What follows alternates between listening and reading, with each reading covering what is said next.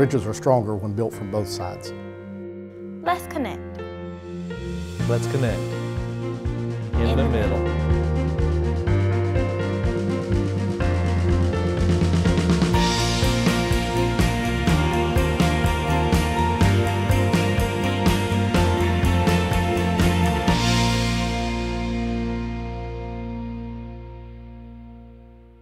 Hello and welcome to Building Bridges, a show on the Greensboro Television Network that highlights ways members of the public and members of the Greensboro Police Department can connect with each other. I'm your host, Sandra Hughes. In today's show, we will be discussing a topic that can be uncomfortable for some people. It is a sensitive subject and one that is often kept in the shadows. Today, we want to put a spotlight on this issue so that people affected by it know what help is available. We're talking about sexual assault. Joining me today are two people who know a lot about sexual assault and the resources available to help victims of these crimes. Welcome now today Sergeant K.B. Johnson from the Greensboro Police Department's Family Victims Unit and Miss Christine Watkins from Family Services of the Piedmont. Welcome both of you to Building Bridges. You know, this is a very important subject and we have so much to talk about, but it's also one that a lot of people feel a little squeamish about and they don't really want to talk about. It happens to a lot of people and they don't want to tell anybody. I just heard from a friend of mine that 50 years ago something happened to her and she never told anybody. So Ms. Watkins, let's start with you. Tell us what you do in your department. So I am an adult victim advocate. My main role as an advocate is to be a supporter of victims of sexual assault and domestic violence. So particularly with victims of sexual assault, my main job is to really just listen to their story and make sure that they feel heard and believed, and then discuss with them what their options and resources are, because a lot of people, they don't know. Like you said, it's not talked about, so they don't even know there are resources out there. So by me meeting with them and talking with them about what services are available can help empower them to take that next step and decide what that next step is. It's important too, I think, to really stress as an advocate, meeting with me is voluntary. Mm-hmm. They don't have to meet with me. They don't have to accept any of our services, but it's just a good way for them to learn what's out there. And then make the best choice for them. That's their role, not mine. I don't make decisions for victims. So. It's kind of a hushed thing that people feel they, I've heard of people even saying, I felt that I was at fault. Yeah. And which I think is horrible. Right, it is. And it's something that is a big myth when it comes to sexual assault. And that's something that needs to be addressed. And that's a community issue. And that's something that as an advocate, we want to make sure that victims know it's not their fault, that you can come forward and talk about it, and meeting with an advocate is 100% confidential. Mm-hmm. So regardless of what you decide to do, an advocate supports victims in that.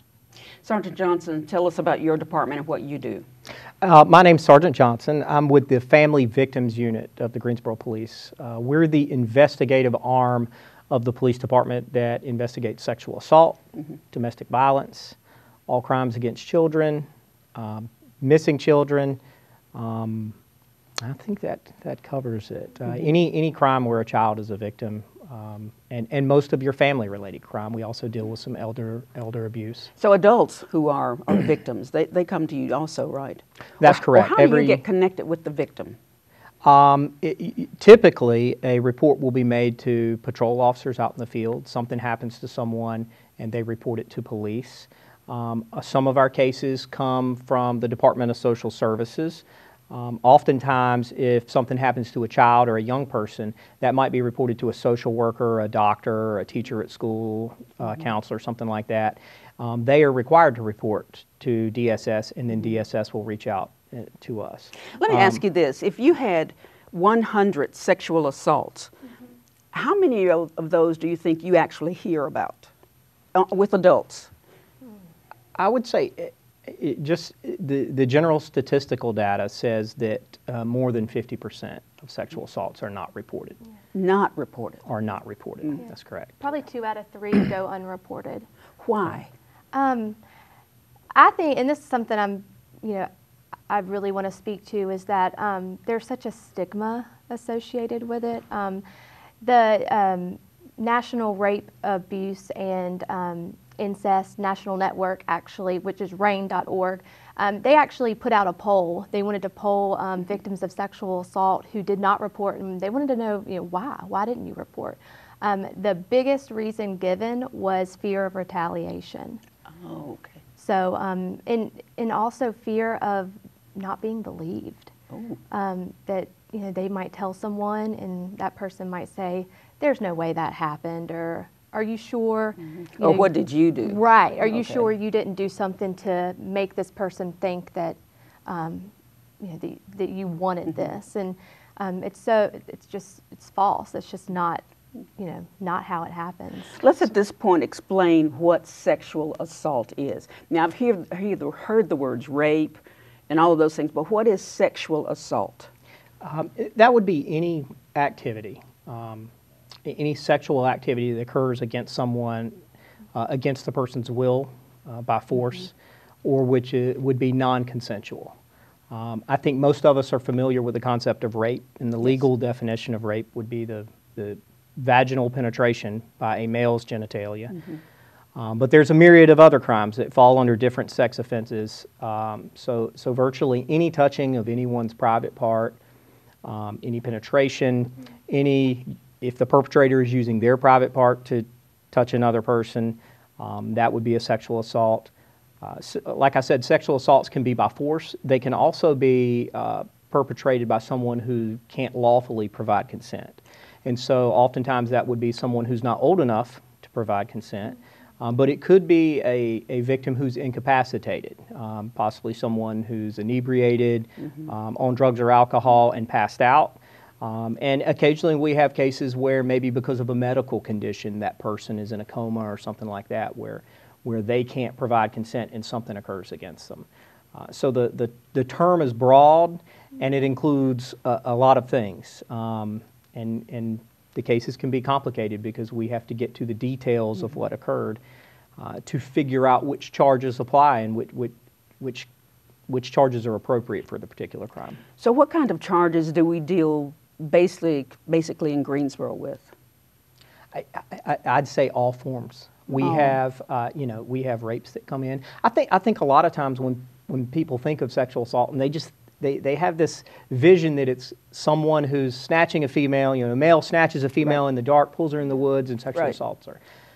That occurs occasionally. In the unit, we'll refer to them as stranger rapes. We refer to them as that because they're so rare, those stranger rapes, where it's just a stranger snatching someone, that we really, really try to track them because we want to catch this perpetrator. But the large majority of our cases are sexual assaults that are perpetrated against a victim by someone they know, and oftentimes someone they trust. Oh, that's scary. It is. It really is. I've seen movies before where not only women or females are assaulted, but males too. Do you ever run into that? We do, and I think if you look at statistics, and of course you have to take statistics with a grain of salt because they're just measuring what's been reported. So we've just said that oftentimes sexual assault goes unreported. But for the data that is out there, 90% of victims of sexual assault are female. So this is something that's happening to females at a higher rate, but males are still, they are still sexually assaulted. It just isn't as common. And it makes a female think, well, how do I assault a male? Right. That's hard for me to understand, but I understand it does happen. Yeah, and I think speaking to that too, I think Brad would agree with me that we see a lot, the perpetrators, when we're looking at perpetrators, they're almost exclusively male, regardless of whether the victim is male or female. The perpetrators are male, and that's not saying that that's all the time, that in every case that's the truth, but if we're just being honest, that's what we're seeing. I saw a movie once, many years ago, where these ladies who lived in a house together captured a man and tied him up in their attic, and they would go up one at a time, and sexually bother him. Was that movie weird or untold, or could that be true? I think if you're talking about an adult female raping an adult male, we don't get a lot of those cases. In fact, I don't recall one.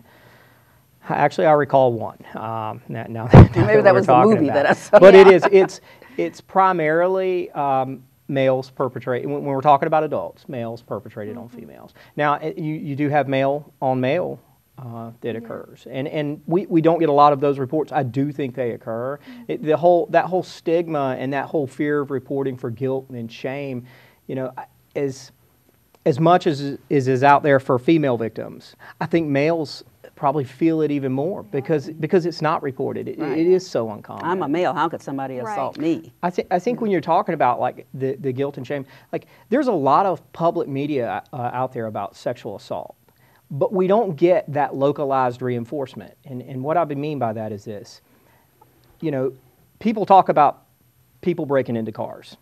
But most of us, our own vehicle's been broken into, or we know someone whose vehicle got broken into, and that person's willing to talk about it and tell everybody, my car got broken into. Sexual assault is, while it's prevalent, it's not talked about. So when it occurs to you, you feel like you're alone, and the truth is you're not. There are other people, they may not be telling you, they might not be talking about it, but it does occur. It's just such a sensitive issue that we don't discuss it, and that's probably something that needs to stop. Yeah, I'm sitting here thinking, how do you stop that? I mean, with the people that you counsel, how do you say it's all right for you to tell me?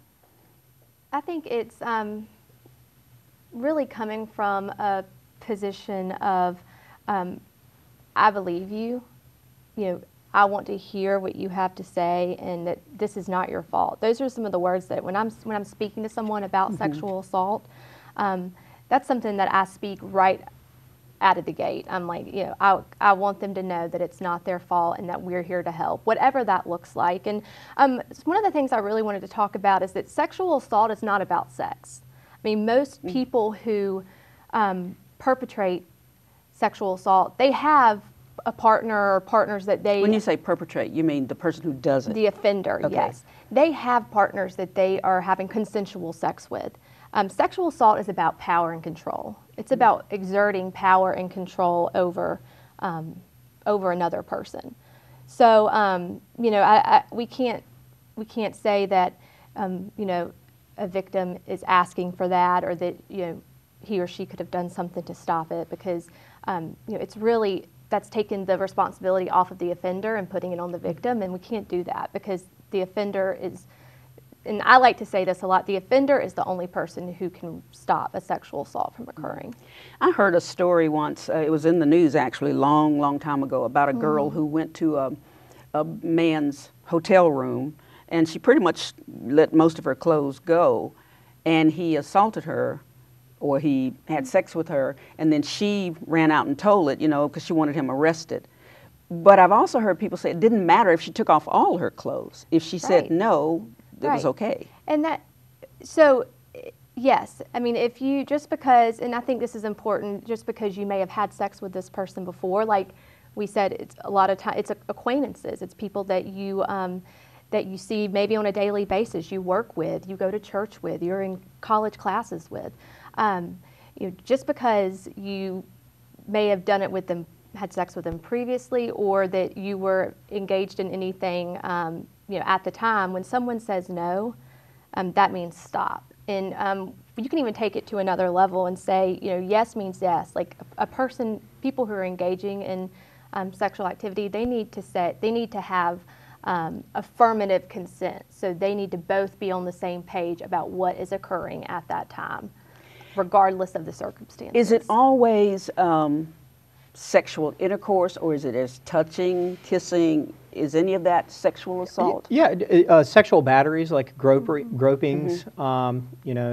We get those at the schools sometimes, where a young male will grab another female's butt or something like that. And that's sexual assault. That is a sexual assault, by broad definition.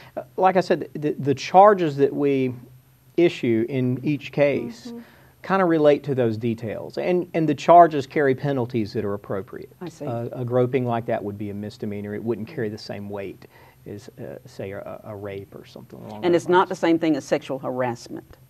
No.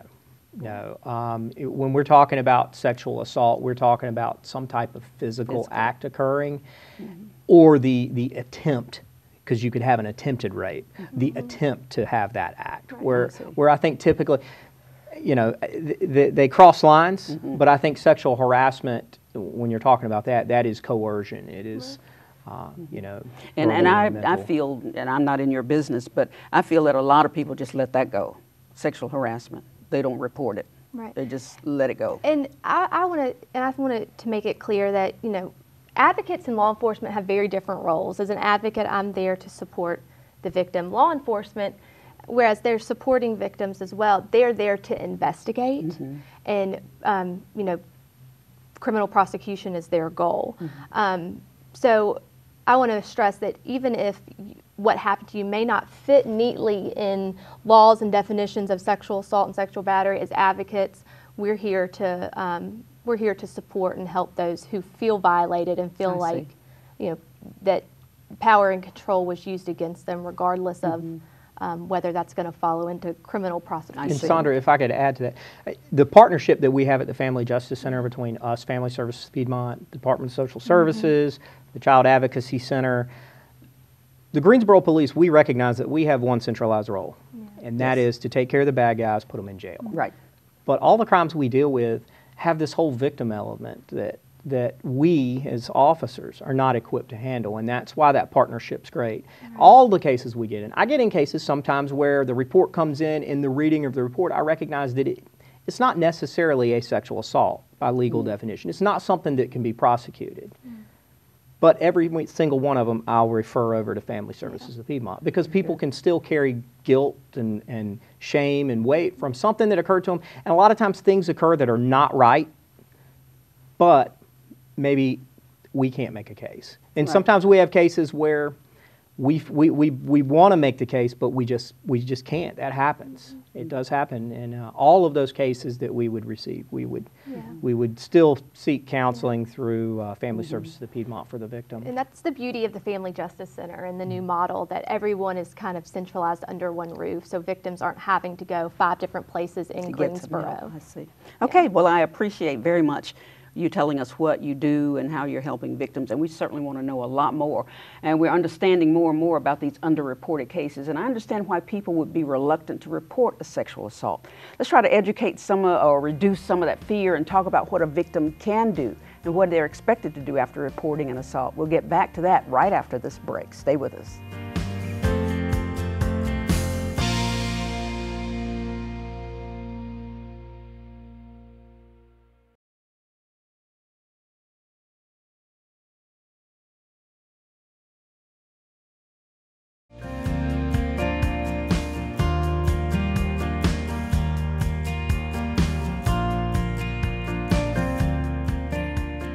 Welcome back to Building Bridges. That's a show monthly that brings together police and the community members to make our city safer. I'm your host, Sandra Hughes. Now, before the break, Sergeant K.B. Johnson from the Family Victims Union and Ms. Christine Watkins, an adult victim advocate for sexual assault, helped us understand more about these very disturbing crimes. We want people to who are affected by them to know that help is available. So walk with us now through what a victim can expect to happen after reporting a sexual assault.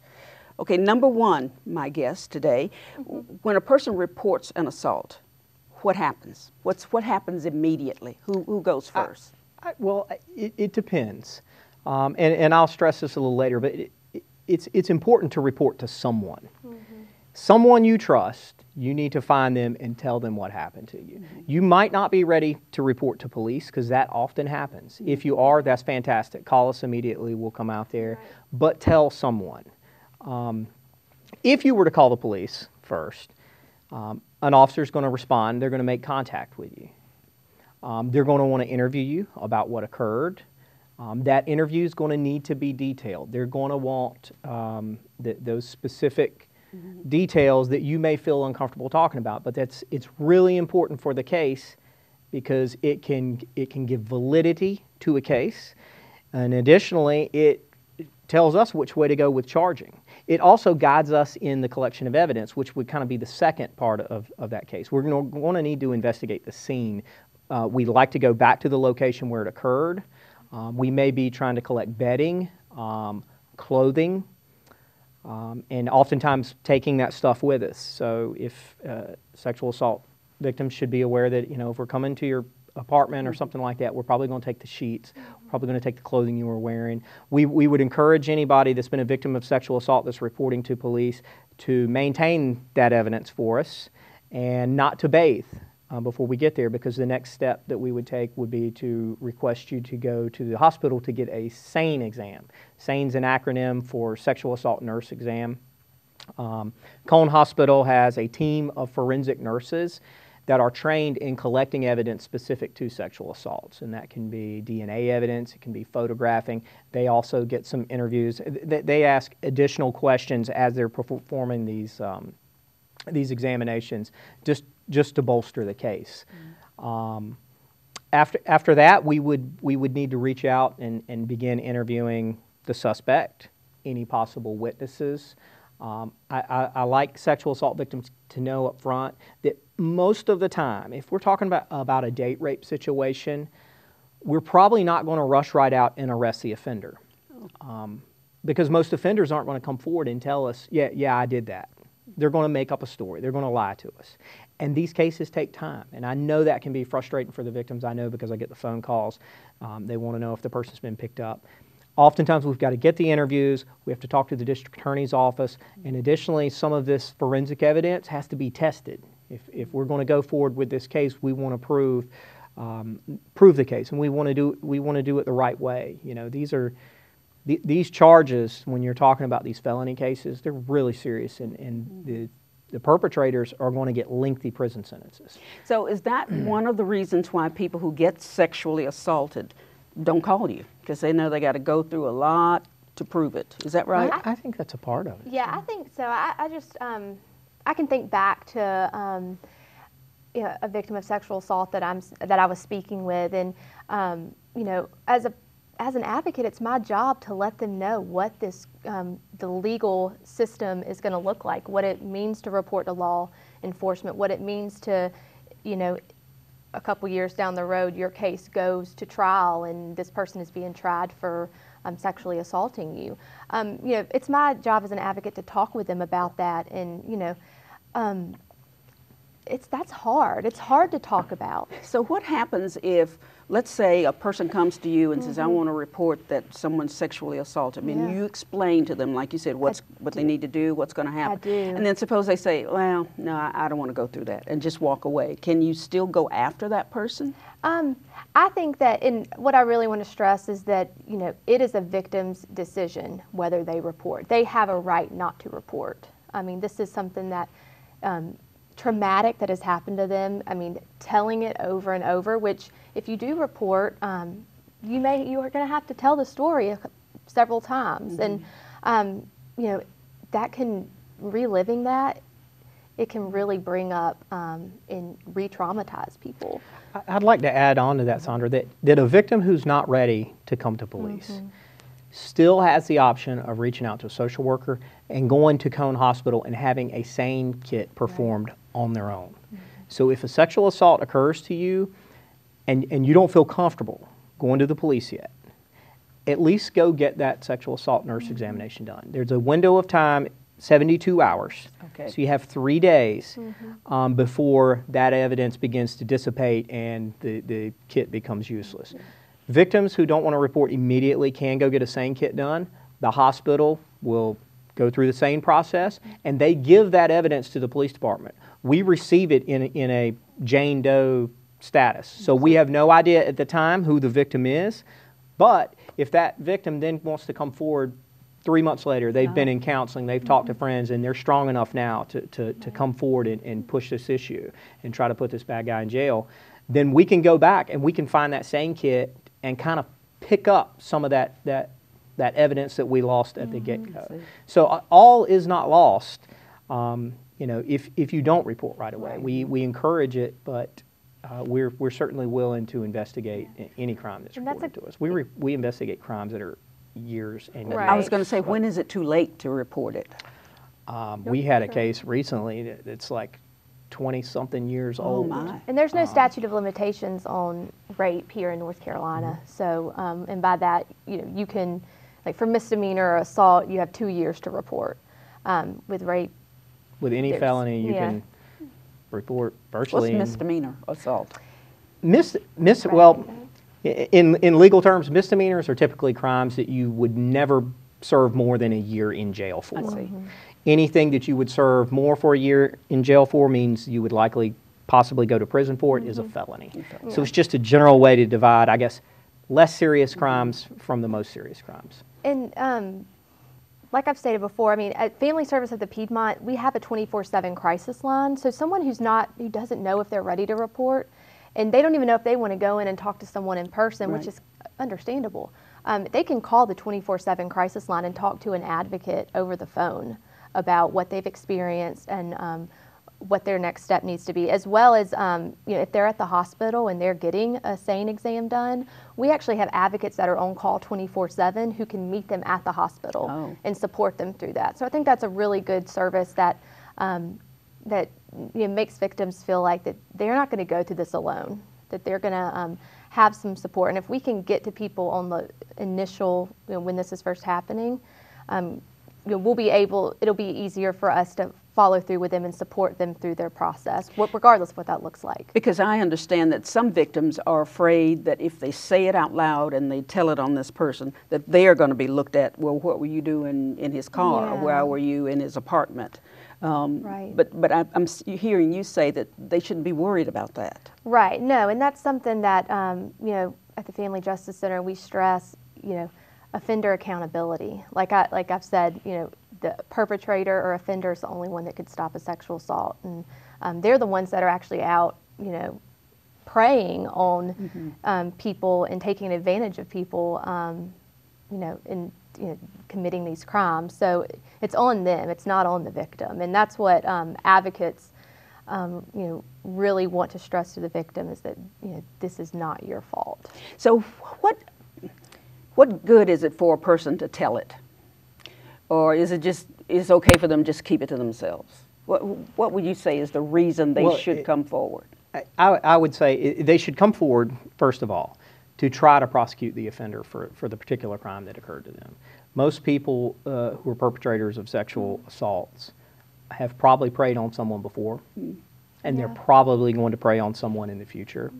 Even if the Greensboro Police Department and the Guilford County District Attorney's Office cannot bring a case against that perpetrator, that case exists in the system. I see. And it is not unusual when we make a case or when we get a report to look back and see prior offenses, some that may have been prosecuted and maybe the person's a sex offender. But when we look back, we're looking at our charging and our prior investigations. Sometimes we find investigations where it's like, we couldn't make the case on that, but here he is reoffended. And those cases sometimes help the other case. It has happened where we've called a victim from 4 years prior and said, hey, we couldn't make your case, as much as we wanted to, but he is reoffended, and would you be willing to testify in court on this other victim's behalf? Wow. So that reporting, I think, well, I won't speak to the counseling aspect, but I think it's better for the victim.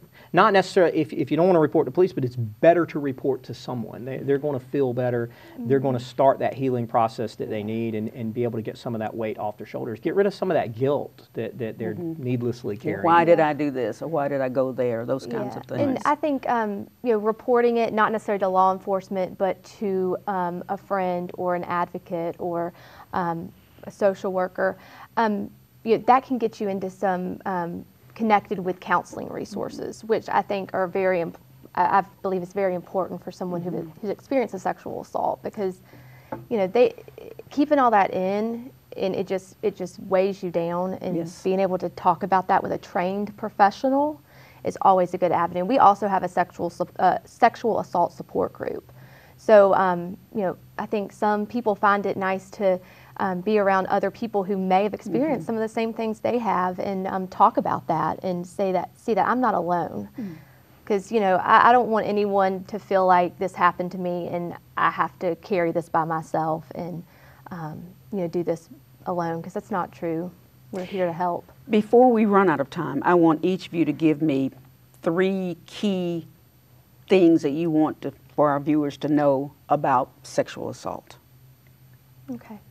I would think number 1 for me would be we need to be talking about this. I mean, we need to be talking about sexual assault, not only in this capacity, but in our homes, in our churches, on college campuses, in workplaces, and really talk about prevention and, you know, holding offenders accountable, I think is something that's really important. And like I've kind of reiterated before, you know, I would want a victim to know, please don't not come and tell someone, you know, because you are scared you're going to be blamed or that it's your fault, because it's not. And, you know, lastly, no matter who they decide to tell, at the Family Justice Center and the advocates that are housed there, we're there to listen to them and to hear their story and to support them in whatever steps they decide to take. Okay, let's hear your three.